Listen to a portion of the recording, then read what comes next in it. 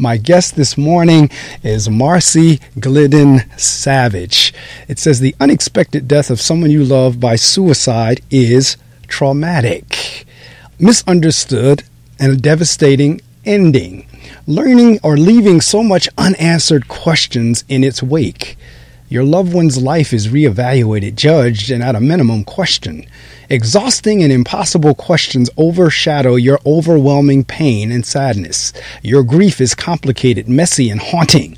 The harmful and ill-conceived stigma, quote-unquote, associated with suicide death shrouds loved ones left behind and robs them of complete and unreserved grief. Marci's husband of 34 years died by suicide in August 2014, and in March 2019, her second husband of 8 months also died by suicide. Both husbands were 58 years young when they died, and both were asymptomatic for the unseen deadly depression and dangerous anxiety lying within. In the grip of unrelenting pain and with dogged determination, Marci meets grief head on. With candid openness, she opens the door into her personal story of lost love, betrayal, abandonment, shattered dreams, and unanswered questions. Marci uses her grief and sets out to expose the ill-conceived and biased attitudes toward mental illnesses standing in the way and keeping many individuals battling depression and anxiety from seeking help, particularly men. From the first page, her riveting, original, and profoundly moving open letter to mental illness exposes the insidious ways it torments and holds captive its victims under the guise of silence, and why no one could see the end coming twice. Marci's willingness to be vulnerable and tell her story with honesty and grace allows her the freedom to heal, the desire to embrace life again, and gives hope to others facing the loss of a loved one. Marci lives in Southern California and is the CEO of a family-owned packing supply and supply chain logistics company. She enjoys spending as much time as possible with her family and friends, traveling, and endless hours of genealogy research. Ladies and gentlemen, welcome to the Reading Circle microphones, none other than Marci Glidden Savage. Marci, again, good morning. Good morning, Mark. Thank you so much for having me. Thank you. Now, wait a minute. Are you calling from Southern California? Yes, I am. Now, see, this is not... Now, I appreciate all of my guests, but I really appreciate my guests that are like 3 hours behind. So it's 7:09 here. That means it's 4:09 there. That's correct. And I don't know if you're... outside.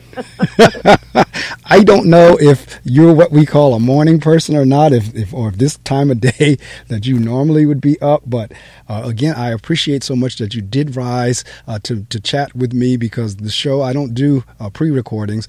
It's like at our time, Eastern time.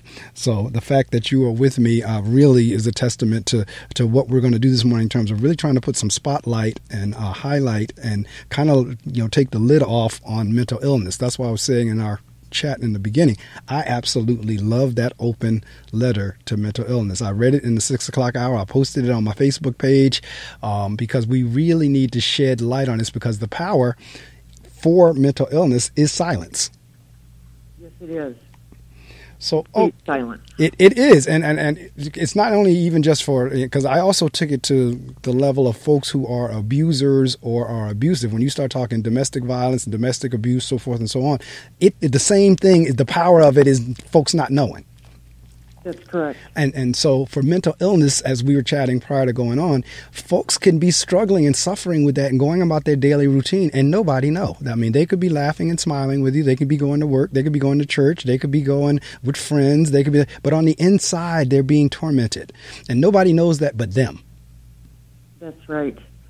It's difficult to see. It's difficult to hear. It's difficult to feel. And they can be sitting not just next to you at work or at church or on a subway, but right next to you on the couch in your living room. Absolutely. I mean, literally, not figuratively, literally on the couch in your bedroom, literally. Sleep in the bed the same night. I mean, sleep in the same bed rather. And you, like you said, you don't know. And again, I think, I don't know, maybe, do you mind reading it? Do you have it in front of you? I do. I tell you what, because I read it in the 6 o'clock hour, but I always like when I have authors on, if they read excerpts from their book, because I always say, that gives the listening audience a chance to hear it, and it's a real bad cliche, but straight from the horse's mouth, in terms of, the intonation and the inflections and the pauses. When you wrote it, how you hoped that the listener, or the reader rather, would hear it in their minds. So I love for the author to read their work because they read it like they wrote it. So since you have it in front of you, and I did read it in the 6 o'clock hour, I'm going to ask you to read it, and we'll kind of take the interview from there. Okay. That sounds wonderful. I'm going to make one change as I do it, because I believe that it is our silence, those around those that are suffering. It's also our silence that keeps them from getting help and getting the discussion on the table. So I'm going to make one small change as I read it, and I think that you'll notice what it is. My open letter to mental illness. Mental illness, you are a formidable and treasonous opponent. You hide in plain sight because you're a master at disguises. That's your ace in the hole, your secret weapon of war. But shh, don't tell. Your power depends on our silence. You're politically correct, and you don't discriminate. You're not gender specific. You're not racist. You don't lean left or right. You're an independent. Age is not relevant to you. Anyone at any age will do. You don't care about social or economic status or religious affiliation. You're an equal opportunity disease. Shh, don't tell. Your power depends on our silence. You quietly hide behind the usual and customary outward behaviors. You cohabitate simultaneously with laughter, love, success, compassion, faith, commitment, trust, sincerity, honesty, and intelligence, thus making your identity that much harder to see. Shh, don't tell. Your power depends on our silence. Your bag of tricks is endless. You amass a multiple symptom arsenal so vast and so varied that most of your symptoms can be associated with other diseases, like cancer, heart disease, ALS, Alzheimer's, AIDS, diabetes, and the like. Your peers also have multiple symptoms and can be undiagnosed or misdiagnosed, and sometimes death precedes a diagnosis, just like you. Shh, don't tell. Your power depends on silence. You are content to watch our efforts to eradicate and eliminate your peers silently. Funds easily raised and research applauded for the, quote, real diseases. Pharmaceutical companies are encouraged to produce new and experimental drugs and provide clinical trials for even the slightest chance of a cure. Treatment centers built. Slogans adapted with words like hope and cure and fight. Runners garner donations for 5Ks and 10Ks while crowds march. Celebrities host telethons, and musicians produce world concerts. Contributions garnered for, quote, real diseases, and T-shirts are worn. And those in the battle with these opponents are brave, courageous survivors, as they should be. Shh, don't tell. Your power depends on our silence. You willingly attach your name to words like crazy, deranged, insane, lunatic, and madness. Your knowledge of how cultures, societies, and the world views unusual and different, odd, or crazy behavior in people has given you an edge. In your game of deception, you want the world to only recognize you in those behaviors and in those people and in those actions. Shh, don't tell. Your power depends on our silence. Day after day and night after night, You convince your victim that they must keep you a secret. You whisper, no one will understand. They'll think you're crazy or weak. You,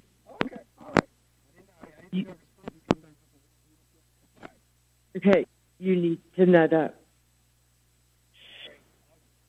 Don't tell. Your power depends on silence. You disrupt sleep patterns and you silence communication. You isolate, produce anxiety, and distort the truth. You applaud depression. You celebrate chronic worry, feelings of fear, and the coup de grace, hopelessness. Shh. Don't tell. Your power depends on our silence. You change your modus operandi often to stay at the top of your game. Patiently you wait, hiding in the shadows and stealthily flying under the radar. You emphasize perceived failures. You systematically slam shut every door of hope. You ebb and flow over days, weeks, months, and years. Shh. Don't tell. Your power depends on our silence. And when all your lies, deceitfulness, trickery, and deviousness have obliterated any hope, you release your final weapon, pain. Pain so severe and powerful that only agony, torment, and despair remain. Pain so intense that the love of family, friends, and life itself can't be felt or seen. Just the pain, only the pain. And with your final assassin's whisper, there is only one way to end the pain. They're gone. Forever. Game over and game on. I will tell. I won't stop. You can count on it. Wow. If that was in, if we were in a poetry club or we would be finger snaps. They don't do hand claps. We do finger snaps. But that's not the purpose of that. And I read that in the 6 o'clock hour. And as I said, I posted it on my Facebook post in its entirety. I posted it because a spotlight needs to be shed on or continue to be spread on it, because we were talking about prior to coming on in terms of Naomi Judd, Simone, I think it's Biles, and then the Osaka young lady with tennis and others who have begun to come forth and say, I'm struggling here. I mean, it's the Osaka girl. It was amazing. I think it was the French Open or whatever, where, they first off, and we'll talk about this as we go along in terms of mental illness, and you hit it in your open letter in terms of the perception and the view of it. A lot of times people think you're faking, or either, you get over it or whatever. So that was kind of the position that the tennis world took whenever she made that admission that, I can't do this because I'm struggling mentally. The Olympics took on the same thing whenever the Biles girl said, I can't do the bar today. My mind's not there. And so that's why I'm saying and you say it there when you talk about the other diseases that get so much attention. This one deserves just as much attention. And that's why I'm so glad that you rose early to do the show with me. So let's kind of rewind the clock.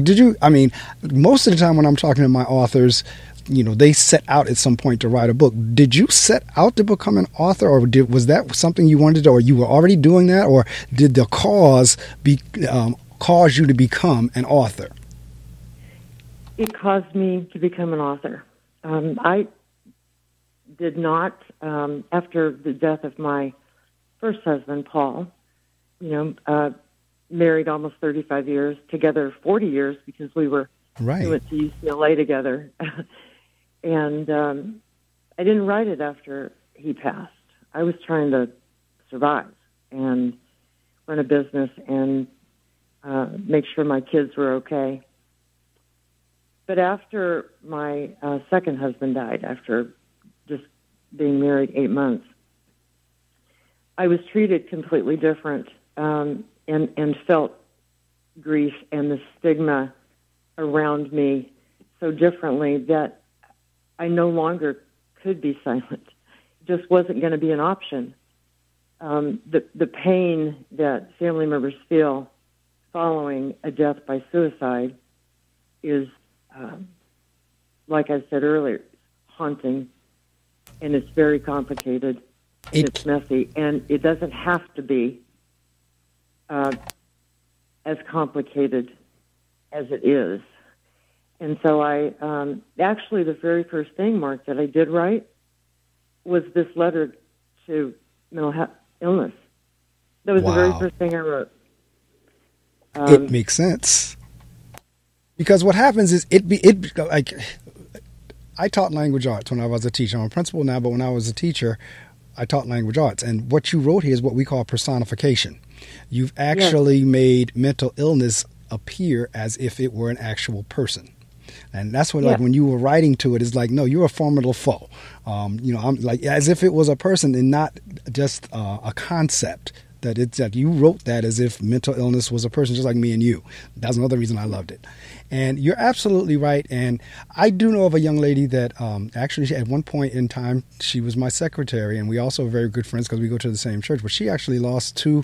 The boys might as well have been her sons. She lost two boys like that to suicide. They were brothers. They were some years apart. I remember when the older boy committed suicide and what that did to her. And then when the second child committed suicide some years later, I mean, that just really tore her apart. So you're absolutely right. And then with the stigma that goes with it, and then because even with all right, you got a couple of different stigmas there. You got the stigma of suicide in and of itself, and then you have the stigma of mental illness. Yes. That's two different stigmas that one drives the other. Correct. And as your title of your book says, in many instances, we don't even see it coming. No, we don't. I certainly didn't. Either time. I didn't, having experienced it once, I certainly thought I would never experience that again. I felt like I had been through the worst, and what could possibly be worse? And yet, it happened again. And that was, again, another reason that I was compelled to write and couldn't not write something, because I was tired of answering the questions, were there marriage problems? Did you have financial problems? Didn't you see something? And no, you don't. You really don't. None of those things. No, you don't. You don't see it. And that's and you're right, because that is the type of conversations and questions people ask, because I mean that it's logical, you would think, but I can attest and I can be a witness to, you do not see it. You are totally blindsided. And it was interesting as I read the bio that both were 58. Now, I just turned 60 last week. And in terms of, like that age group, it's like, wow. And so there was another guest I had on a few months ago. And it was the other way around. It was his wife. Now, she didn't commit suicide, but they were married like 30 plus years. She was fine. He didn't see it coming. And the title of his book is Unglued, A Bipolar Love Story. And the author of that book is Jeffrey Zuckerman. Jeffrey was my guest some months back, because I really have been on this campaign over the last year or so, particularly of what I've experienced, of really kind of putting the spotlight on mental illness as well. So his wife lost it and kind of, in bipolar and some other things that were going on as well. But totally different person. Like you said, you and your husband were together at college. They were the same way. And she was about the same age, around 53, 55, somewhere up in there. And totally different person. And the title of his book is Unglued, A Bipolar Love Story. Matter of fact, because I archived the shows, what I'll do is, later on today, I will actually forward to you, if I get an email address for you, I'll forward that episode to you. You'd probably be interested in listening to it as well. But yes, absolutely. And she's still alive. Whenever I had him on the show, he was saying how they took a road trip this year. That was the first time in 6 years, I believe. He said they had taken a road trip together, and they had done that quite frequently prior to her sliding into that mental illness slide. Because this is the other thing, like what you were saying, people who are not struggling with that or suffering with that or don't have a loved one struggling with that, they just cannot relate to what you're saying. They think people are faking. They think people are putting on. They think people are, and in some respects they are putting on, because the put on or the front is them looking as if they're well when they're not. Yes. So in a sense, they're kind of, but that's not the way they mean it. They think they're actually faking. It's like, no, they're not faking this. This is something that's going on inside of them that we don't know about, they know about, but it's driving behavior. And oftentimes, I believe, Mark, that they have lived with it for so long. Correct. That they don't see it. They don't see it themselves because it's part of their identity. They've lived with it. They've lived with the deception of it, with the silence of it for oftentimes years, sometimes decades. And it's like a fabric of them. They've become accustomed to feeling that way. That is their normality. Correct. And there's a line near the end of the letter where you say, pain so intense that the love of family, friends, and life itself cannot be felt or seen. That was my experience, that it got to the point where it didn't matter how much love was given, didn't matter what was done or not done, it couldn't be seen or felt. No. There was no ever a doubt or a question in my mind that my husband, I never questioned their love. I never questioned their love for my first husband, for our children, right, family, friends. He was very, a Little League coach, an entrepreneur. He was well respected in the business world. And there was never a question that he didn't love and like and enjoy life. But underneath was a pain that you and I, because we may have never been to a place where you can't hear or see or feel anything. Right. Except this intense pain that you just want it to end. Correct. It's like they go almost like into a darkness. They go into a dark place that no matter how much they fight to get out of it, they can't get out of it. And somebody who has not experienced that can't understand that. So no matter how many times you try to explain, they're in a place. That was one of the things in the Zuckerberg book that his wife kept saying, I did not ask for this to come upon me. Yes. That's what his wife kept telling him. She said, I didn't ask to be sick. I didn't ask for this to come on me. So they're in places that they cannot fight their way out of. And that's where people get kind of confused. And that's why a lot of times for someone suffering with depression or what have you, you'll hear people say, oh, just get over it. Just be happy. Just laugh. Just be smile. Or, be positive. Think positive. Say positive things. It doesn't matter how many positive things they say or how much they think positive. If they're in that dark place, they're not coming out of it. That's exactly right. And the comparison that I often, when I'm talking to people, is you wouldn't say those things, just kind of, pull yourself up by your bootstraps if you had cancer. Correct. Or if you had any other illness. That's not how we approach the patient. That's not how we approach the family members loving someone that has Correct. a terminal illness. We don't say those things. We treat them very differently. And that is another key problem to why the silence is so hurtful and harmful.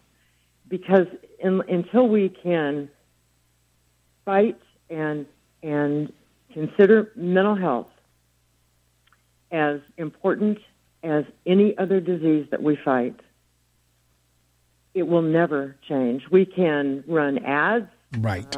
We can, have a month of September towards suicide awareness. We can have November Mental Health Month.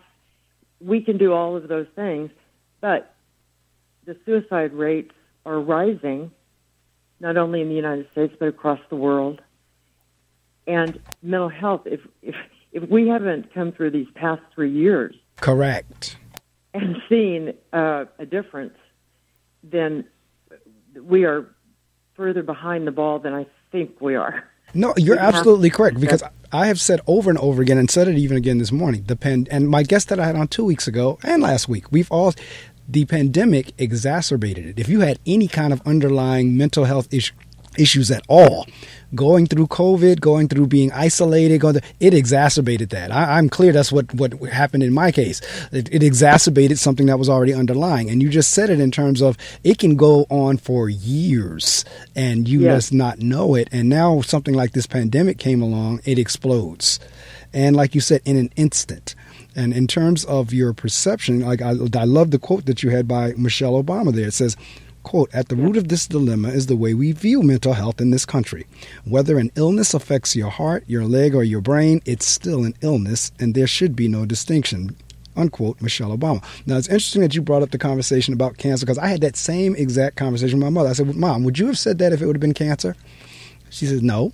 I said, "Okay, then how does this differ?" would you have said that it had been diabetes? No. Okay, then how does this differ? Would you have said this had it been heart disease? I had this very conversation with her. Would you have said that if it was heart disease? No. So how does, if I'm telling you it's a mental issue, how does that differ? It's an illness nonetheless. Right. It's an illness. But historically, mental illness and those that have struggled historically for centuries were treated like criminals and lunatics. Correct. It has a dark, dark history. And, and for many, their faith has perhaps taught them or told them, that dying by suicide is a sin. So mental illness and suicide have been put in a category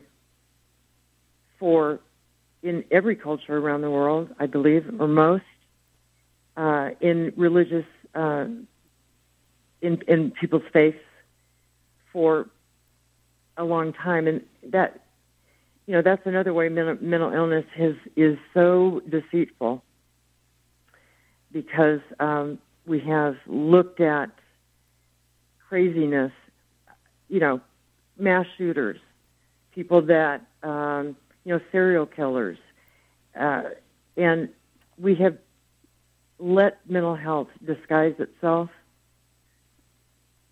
in ways that are almost unexplainable. Right. For so long. Cancer is tough, but I just don't understand why it's easier to talk about. Right. And we need to change how we address the issue. No, and again, I agree. Asymptomatic. I use that word specifically.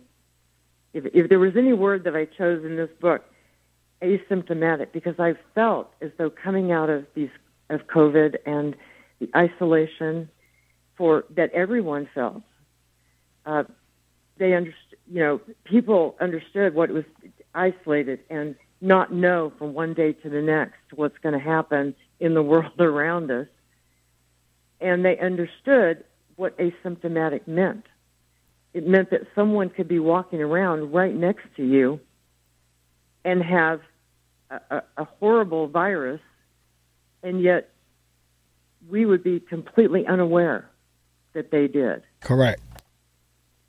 And I believe that most people that have depression, anxiety, bipolar, they are asymptomatic in our eyes. I could not think of a better word than that. You're absolutely right. Because, see, this goes back to, like, your title. And nobody saw it coming, or no one saw it coming. It goes back to what I was talking about, being blindsided. And people have a hard time, when you're sharing, they have a hard time believing, well, you had to see some signs. Well, maybe not, but not to the degree that they were going to do that. Exactly. And so I think asymptomatic is a very good word, because it is what it exactly says. You don't see the symptoms of it. And then the next news, the event has occurred, and now you're looking back on it. And so, what has, in terms of now, it's like horrific enough the first time through. But now you've gone through this twice. What did that do for you mentally? Well, it certainly has, at times, I have felt my worthiness was incomplete. I have said in the darkest times for me, why am I not lovable? Right. What did I not see? Right. How could you walk out on me like that? How could you do that to our children? I have absolutely said all of those things because until it happened, actually, Mark, to me, and I explain this a little bit in the book, I remember watching CNN when the news came on about Robin Williams. Right. And I looked at my first husband at the time, and this was only 3 days before my husband died by suicide. Wow. I looked at him and said, I just don't understand. Robin Williams hit everything. Fame, wealth, what could possibly be so wrong, that would lead him to this decision. Correct. And then 3 days later, I was saying those same things about my husband. Wow. So I had a complete reversal of thought. Like everybody else, I have thought the same things. And I had viewed it differently from everything else until my family had to face it. And I certainly would like the readers to understand I have been where most people are in their feelings and thoughts about it. But I was wrong, and I'm not afraid to say I was wrong. And I'm hoping that at least come to the table and let's discuss it. Let's talk about it. Correct. Let me tell you what it looks like from a outsider's, a family's perspective. The questions and the doubts and the disbelief and putting it away and let's not talk about it, but let's go talk about everything else. Right. I just right. Let's just open the discussion. No, and see, that's why I was thrilled. And like I said, whenever I had to reschedule, I was like, oh, that's an interview I really wanted to do. And then the second time we had to reschedule, I was like, oh my, I say it is some force that's trying to keep this interview from not occurring, but we're going to have it. We're going to make it happen. And it's happening this morning because this discussion needs to be heard. And whenever I archive it on my YouTube channel, I'm going to make sure, as I always do, I e-blast it out to the world. But folks really do need to, because like you said, it needs to be discussed because the power of it is it being able to be silent. And I did catch the change as you were reading it through. You put the word hour in there. Yes. You kept putting hour in there, and that wasn't in the original. And you're absolutely, it's our silence that does it as well. Not just their silence, but our silence. So now you're not silent. You're telling the story. And that's right.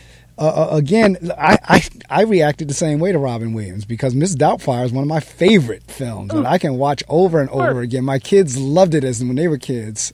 And I get a kick out of it as well. And there's other roles that he's played. And you do think that the host of Soul Train, Don Cornelius, he was in his 70s. He committed suicide. And I was like, the same thing. Like, what? Like, what? You have it all, or at least you appear to have it all, because that's the key word. That's the operative. You appear, because we can't see what's going on inside, and we don't know what's going on inside. And the same questions you asked, that's the same questions I've struggled with over the last year as well. Like, okay, what was my role in this? Could I have done something differently? Could I have seen it? Did I say what? How did this? I got into I can't believe this happened to me, and I'm quite sure somewhere in your questioning you thought this. Like, I can't believe this happened to me. Especially the second time, because. And that's why the tenor of around me after Michael passed was so different, and the anger was so evident around me from my family and my friends, because people certainly their first thought was, how could he do this when she's already been through that? Correct. Knowing what the pain looked like for the family and for me.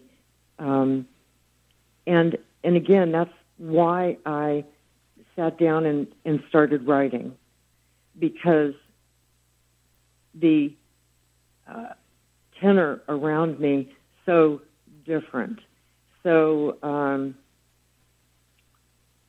much more pain, really, for those that were grieving, and that it just wasn't right. I mean, if I had two husbands that, both had heart attacks, people would have been, next to me. I am so sorry. Correct. He loved you so much. Such a wonderful man. That's not necessarily what happens when someone dies by suicide. Correct. They're questioned. Their whole lives are questioned for one dark moment, one dark hour. 58 years questioned. Correct.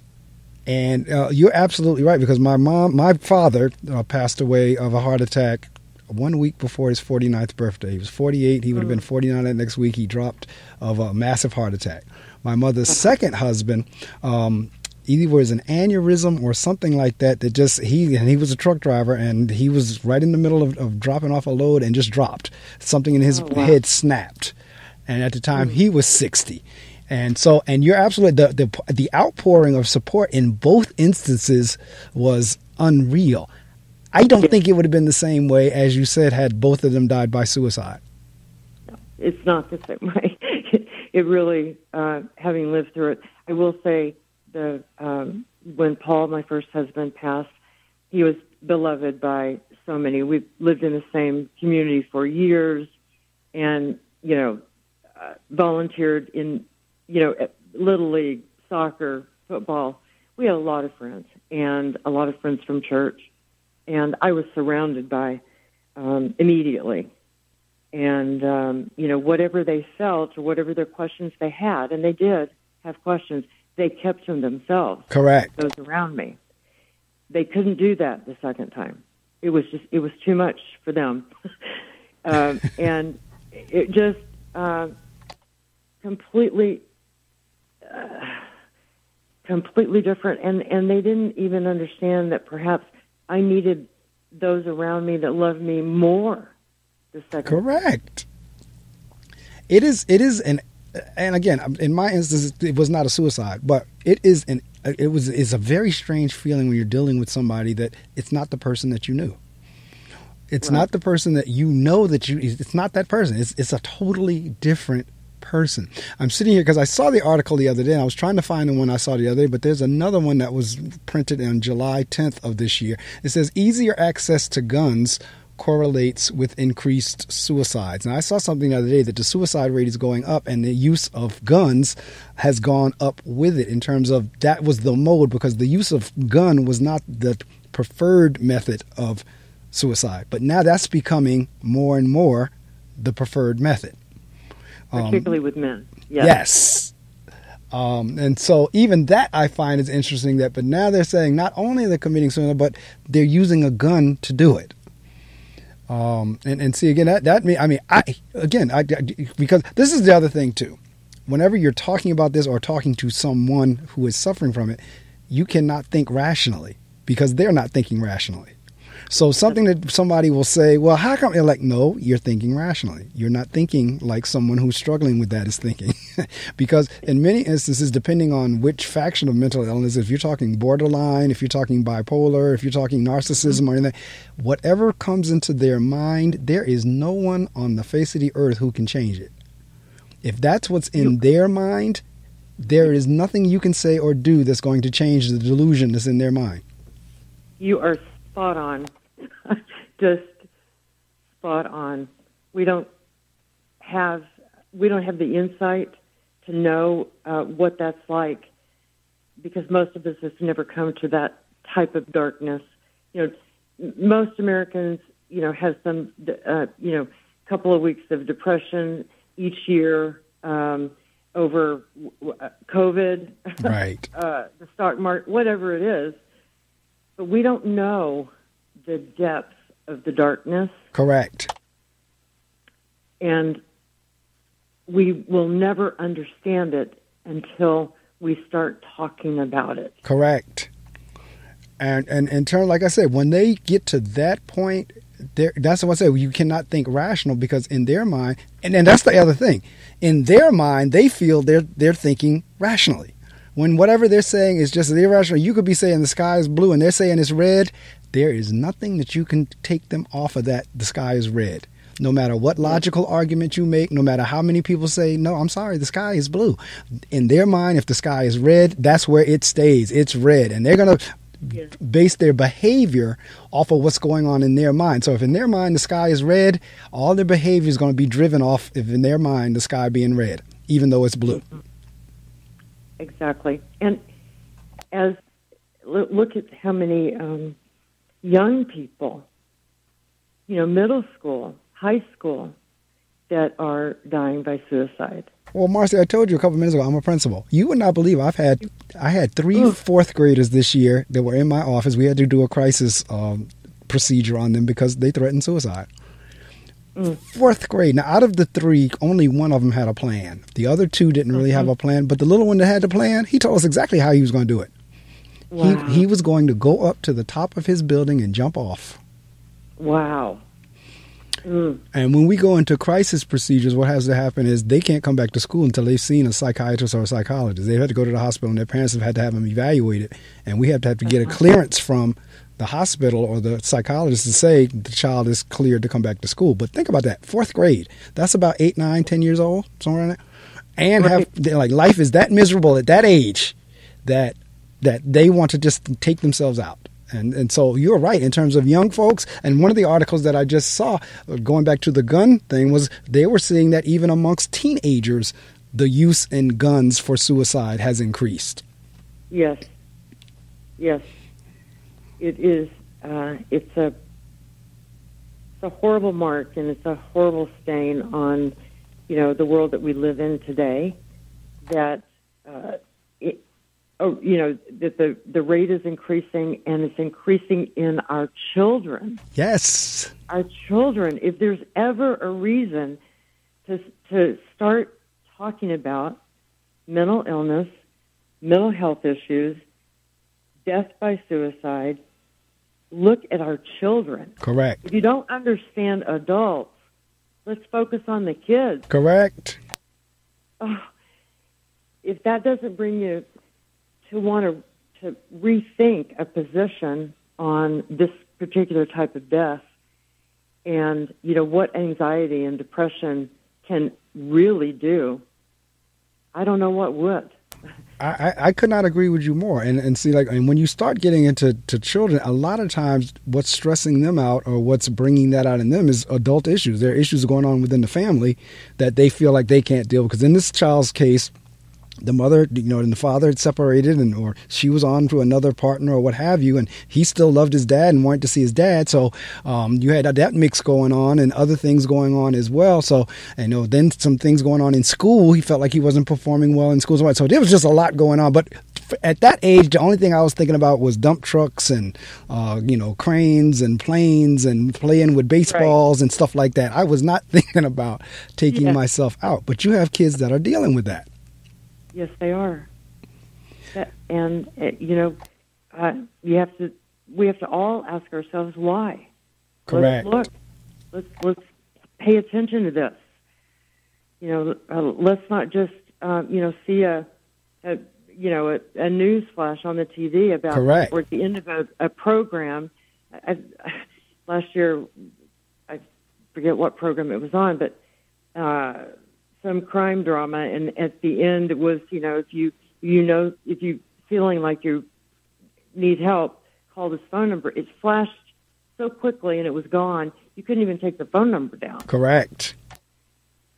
We have to really talk about it. And I think, as I mentioned to you a little bit earlier, I was thrilled when, after Naomi Judd's tragic passing that her daughters released, their first statement was, our mom lost her battle with mental illness. And I was so excited about the way they announced that, because that was the truth. We don't need to focus on the manner of death, what caused the death.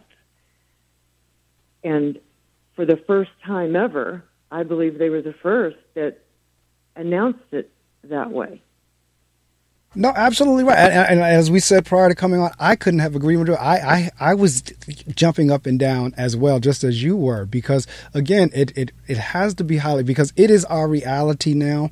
And again, I don't know. As I said, it's most likely it has always been there. It's just that it hasn't been uncovered, and the pandemic has allowed us to uncover it. And then you have celebrity, and just as you just said in the Judd case, where people are coming out and like the shame is not there. Because that's my next question for you. What has now been talking about it and writing about it? What has that done in terms of your healing process? Because I think we talked a little bit about that in the opening in the bio. What has that done in terms of you now? Because you tell the story, and I mean, it has to bring up some type of emotion. Or are you to the point now wherein, no, I need to get this out because I don't want it to happen to anybody else? The latter. I will say the latter. It's been certainly a therapeutic writing, as probably your guest that wrote Unglued, a bipolar love story. Right. Very therapeutic in the writing. But it also, my story has a life of its own. My story does not reflect on who I am, my worthiness, my happiness, my joy. This was a journey for my two husbands.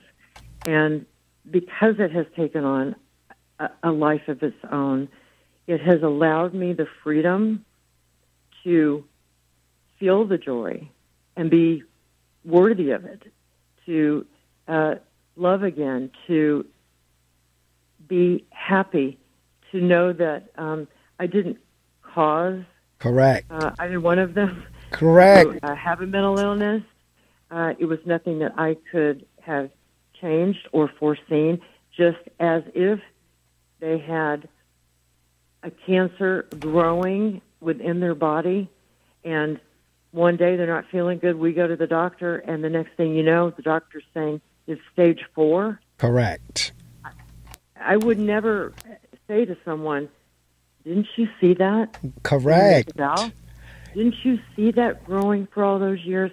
Couldn't you have done something? Correct. And one of the things in Jeff's book, and I've kind of taken that on as a mantra, and oddly enough, I posted it one day on Twitter, and somebody hit me back and said, is that the new Serenity Prayer? But I got it out of Jeff's book, and it was, I didn't cause it, I can't cure it, and I can't control it. Oh, that's wonderful. And that's what he says in his book about his wife. He's like, I didn't cause it, I can't cure it, and I can't control it. And I kind of took that on as my mantra as well. And like I said, when I posted it on Twitter, somebody said, is that the new Serenity Prayer? I said, well, you know what? I never thought about it that way, but I guess it could be. I'm writing that down as you were saying it, because I think I want to put that on a note card. I didn't cause it. I cannot cure it. I cannot control it. And that's kind of been my driving force over the last year or so.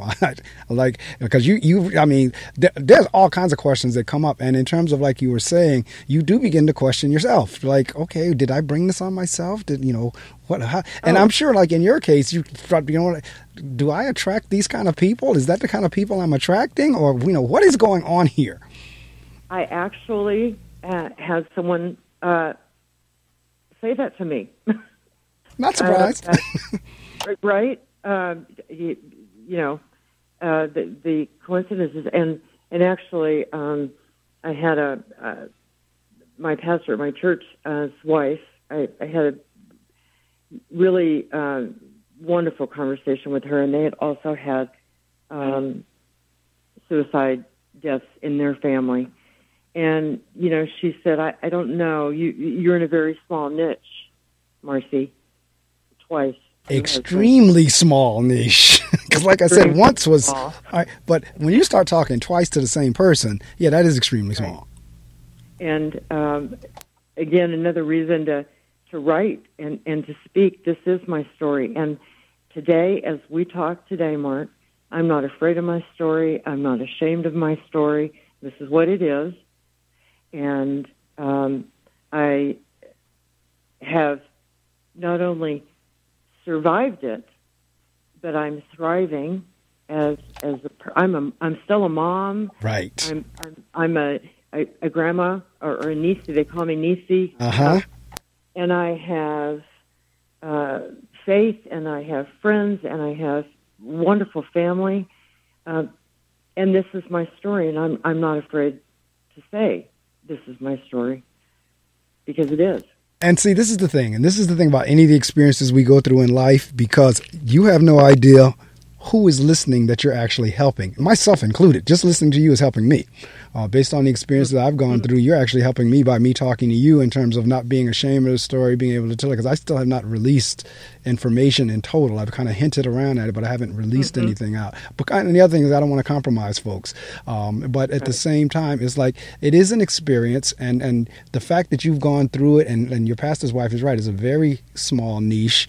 And so the fact that you can boldly tell your story, even like on this show this morning, you are definitely helping someone else. And if nothing else, someone could say, well, I thought I had it bad, but after listening to that, I can see what I'm going through is not much at all. So you had mentioned earlier about the telephone number, and one of the organizations, folks, because I will put this plug in for them, even though this is not, but is the National Alliance on Mental Illness. It's called NAMI. Yes. NAMI, and I'm going to do the number nice and slow, because to Marci's point, when they do those on TV or even on radio, sometimes they say it so fast, it's not funny. Right. So the helpline for NAMI, if you're struggling or know of anybody else who's struggling, is 800-950-6264. And all I'll do before the end of the show, before I get off the air at 9 o'clock, I'll say it again. It says you can call or text 988.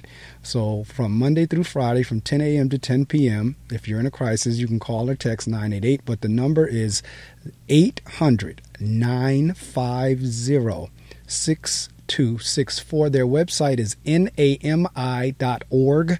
It's NAMI.org, National Alliance on Mental Illnesses or Mental Illness. Again, throughout the show, I will, put that information back up again. But it's NAMI, National Alliance on Mental Illness. Now, in terms of this is a question that came to me. And folks, if you don't know who you're listening to, my guest this morning is Marci Glidden Savage. She's the author of the book, And No One Saw It Coming. She lost 2 husbands to suicide. From a financial standpoint, in terms of insurances, because insurances generally, benefits don't kick in for someone who's committed suicide. Was that an issue? No, because most policies, insurance policies, have a period of 2 years where, that will kick in. After that, it's just like someone that dies of a heart attack. Okay. Because, I was under the impression that they wouldn't honor suicide because you took your own life. So, well, that's kind of good to know in a crazy kind of sort of morbid sense. At least we know it's still, Right. it's handled like anything else. What was really fascinating to me was one of the calls I made in the first probably 24, 36 hours was to our corporate attorney, because Paul and I own a business. Right. And his first advice to me was, do not tell your customers, your vendors, the truth. Correct. About his death, in fear that it would affect our business. Right. That was extremely difficult to not be able to tell people what right. the truth was, and to have to tell mistruths about it. It was extremely difficult for not only myself but for our children as well. But that was the first piece of advice.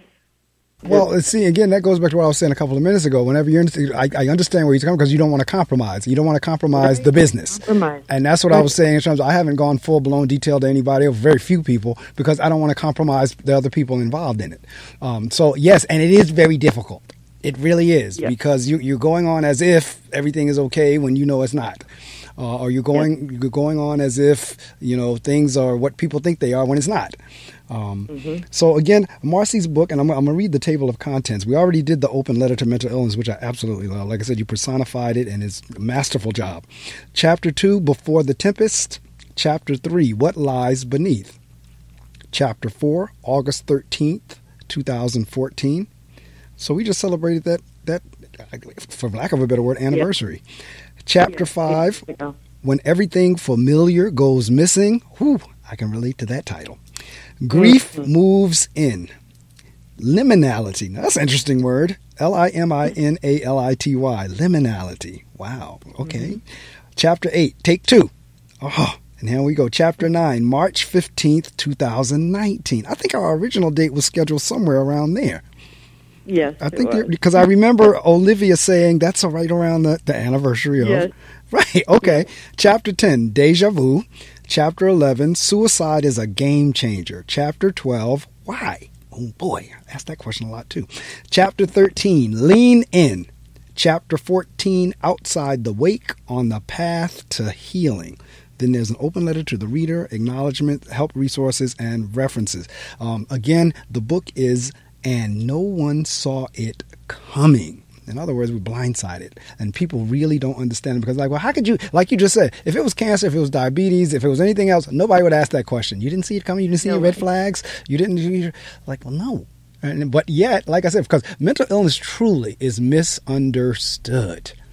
And we were talking about the dark place they get into. They're in some place that none of us will never, because people will say, well, if it's this bad for you, think how bad it must have been for the person who was struggling with it. Like they had it 10 times worse. And like my mind just cannot wrap itself around the fact, okay, I'm feeling this way. And you're telling me the person struggling that was 10 times worse than what I'm feeling, then they had it bad. Yes. You are spot on again, Mark. We can't overemphasize that enough, I believe, that we just don't understand the darkness. How dark that place is when everything else in the world goes away. And the interesting thing about it, and going back to your open letter, they're in that darkness, but they're able to function. So folks around them who are friends and loved ones and family members and church members and this have no idea. They're thinking they're dealing with a normal, sane person. They thinking they're dealing with a rational person who in actuality they're not. They're dealing with a person who is absolutely ripped up on the inside. They're in that dark place, but they're able to mask it, just like your letter said. They're able to put on the mask. And even that to me seems like it would be a job in and of itself, that I have to every day put on this front. Absolutely. That would be exhausting. That would add nothing but more pain. Yes. To someone suffering. Yes. To have to pretend, to have to live two worlds every day. Correct. Every second of every day, two worlds. Exactly. And that's, for those of you in the listening audience, if you have loved ones that's what they're doing. I mean, and you have situations where folks will go out to, matter of fact, the fake time almost is like the relief for them, because they do get a chance to go out and socialize and laugh, and because once they come home and they're alone, that's whenever that dark side really kicks in. When they get a chance to come home and they think and they're alone, and they go even deeper into the dark because now they don't have the distraction of being around friends and loved ones and work and so forth and so on. So it's kind of like, they say idle minds, the devil's workshop. Well, it's kind of like when they get into that idle area and they really go back into that dark, that's when they're really in that pain. And that's when they're most vulnerable to do exactly at the end of that open letter what she said. The pain gets so intense that it's like, you know what, I just don't want to be here anymore. And that's why she says the pain, they're gone forever. Forever. And certainly, as the last line say, I see you do have game on. I see you're like, you know what, I'm going to tell it. I don't care who like it and don't like it. I'm going to tell it. I am, and I won't stop. And I so appreciate speaking with you, Mark, and your listeners, because I am going to talk about it for the rest of my life. I know that's right. Well, I tell you what, we're down to the... I'm going to give you a chance to tell it right now because this is the opportunity you have to promote. You can promote the book, any book signings, how folks can contact you, your website. The only thing you can't say at this point is a dollar amount in terms of, how much the book costs or if you're doing anything in terms of services or speaking, whatever. That's the only thing you can't say is a dollar. But anything short of that, you get a chance to tell it for the next few minutes. I'm going to turn the mic off and it is yours to promote however you'd like. Well, I would, again... I thank you for your sincerity, your openness, and your willingness to talk about a subject that's very difficult for most people to talk about. It's an easy subject to ignore because it's a pain that we don't understand, and I think for the fear of it. We don't want to talk about it as well. But the opportunity here, that is what I pray for, that I just have an opportunity for people to open their hearts and their minds, whether I'm speaking to one-on-one or to a group of people, that read my story. It's a typical ordinary family that has had an experience that few have, but more and more will have, and it's okay. I would want to say it's okay to talk about it. It's okay to say it out loud. It doesn't reflect on the family, and we need to remember that someone had an illness, a disease, that they couldn't, no therapy, no medicine could cure because it's so silent. So let's not be I have chosen to be part of a solution rather than part of the problem. And I would ask anyone listening to sit maybe today or tomorrow and think about the way you evaluate mental illness or people that live with depression or anxiety, and is it different like I did before it happened to my family? I have a website, and it's marcisavage.com, and you can connect with me there. I've had beautiful blessings of hearing other people's stories, and there are so many of us. We're not alone. We're not in a small minority that you might think we are, because it's getting larger. And the more that we talk about it, the more we can change it. We have to do better. We have to do better as people, as a society, as a culture. We have addressed many horrible atrocities in our history, and this is another one.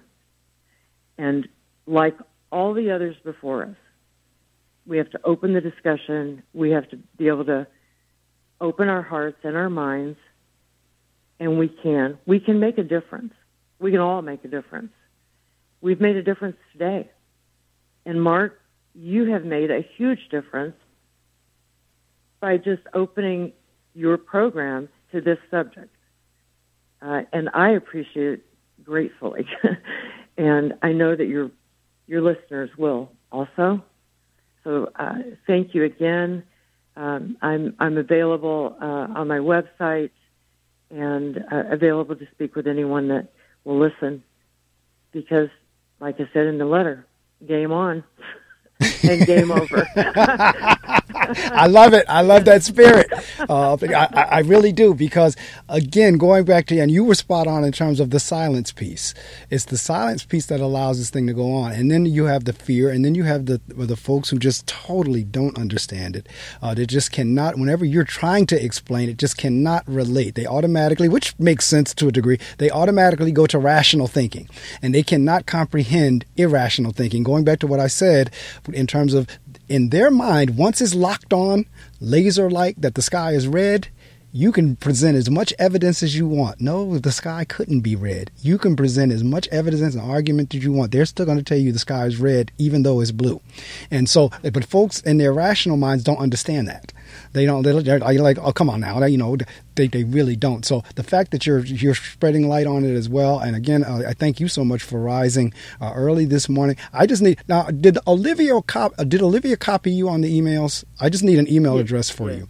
I don't know if she did or not, but if we have that, what I'll do is I record the show and I will send you and Olivia the links from the recording, and you all can do whatever once you get them, they're yours. There's going to be a YouTube link and there'll be an MP3 link, and you can take that however you want to share it. Feel free.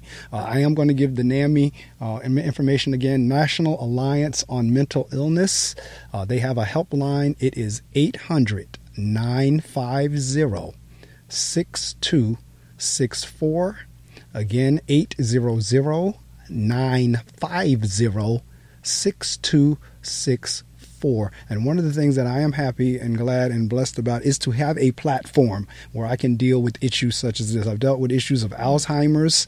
I've dealt with this issues. We've dealt with abuse. We've dealt with molestation. I mean, this is my 22nd year on the air. Wow. Yeah, that's remarkable. It is. The show started in 2001, and it is still going strong and stronger. Because when the show first started, I was chasing authors, and now it's to the point where folks like Olivia are emailing me. Yes. Well, I can certainly, just in the short time I've been able to talk with you and know you, I can see why. And thank you for that. And Olivia did tell me, and that's why I was so disappointed whenever I had to reschedule twice. Olivia told me he was very excited about coming on. I was like, yes. And so same here. And so I will definitely be in touch with you. If you're copied on the emails, I'll get it back to you. But if not, if you're copied, you have my email address. It should be thereadingcircle01@yahoo.com. Yes, I do. Okay, so if you email me your address just to be sure, I will get the links out to you probably before the day is out. I already have the book. I already have it downloaded. That's why I was able to read it and go over the letter and everything. But listening audience, again, I encourage you to get the book, and no one saw it coming, because Marci's right. This is something that's grown. Don't think your family can't get hit by this. I didn't think my family could get hit by it, but it did. Matter of fact, in some respects, twice. Because I have two family members that are struggling with it. And each one had different ramifications. So do not think that it cannot happen to your family, because it can. And as she said, there's really no shame in it, because it is no different than cancer, diabetes, high blood pressure, heart disease, or what have you.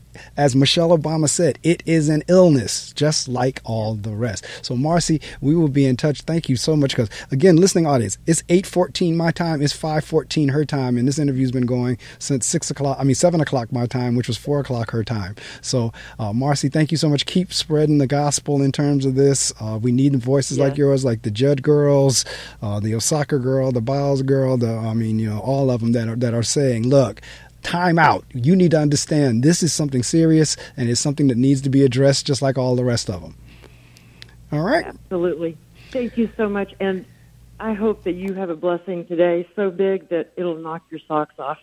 Well, thank you. I wish the same back at you, and thank you so much. I will take that. I will receive that. Thank you so much, Mark. And to all your listeners, thank you. Thank you from the bottom of my heart. Thank you. Same back at you. Have a wonderfully blessed day as well, and we will be in touch. Okay. All right. Take care.